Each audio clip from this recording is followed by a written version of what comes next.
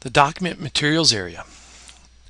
Up here is the document materials area, and we can add materials into this area for the drawing to be used. So any material that's applied or used in the drawing will reside up here. We can simply come down and pick the material we want, and there's a button here with an up arrow. When we click on that up arrow, it will go up into my document materials. And so now we can just come along and we can scroll down and we can pick up any type we want by hitting the up arrow. Also, we can go and find any particular type one we want. We can highlight it with our left mouse, drag it into the open model space, and we can let it go, and it will go into our documents materials area.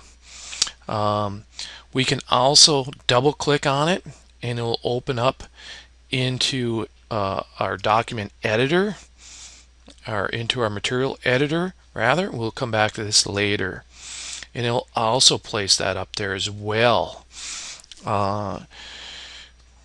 So we have a variety of ways in which we can place the material. Also, if we apply it to a material directly, it will be loaded into our documents area. Now, if we take a particular material and we right click on it, we have a variety of things that we can do.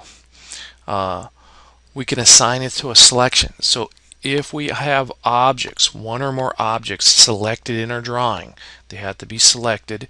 We can then assign them to the selected objects. Over here in Select Objects Applied To, all the objects that are in the drawing that have this material are then selected. We can edit this material, and edit this material, we will talk about this later in the class, so we'll come back to this. We can also duplicate this material, so we can take the original material and we can duplicate it, and that will allow us to make minor changes to it. We'll talk about that later in this class.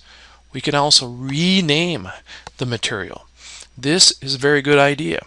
I like to say it's similar to naming layers very well. So we want to name it such as our living room's coffee table American cherry or something like that, or living room sofa fabric. So we know kind of what we're using it for, and the type of material is the way I like to name things. We can also delete materials.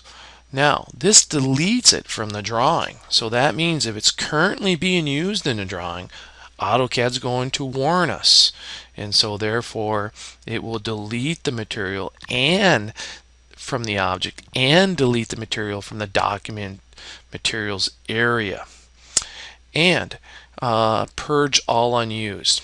I like to do this occasionally because there's times we use different materials and we change our mind, and then we get so many materials up there that clutters the area up. So I then will purge all the unused materials from the document materials. So I'll do that right now, and I go right back to the default material, which is global, which is always there.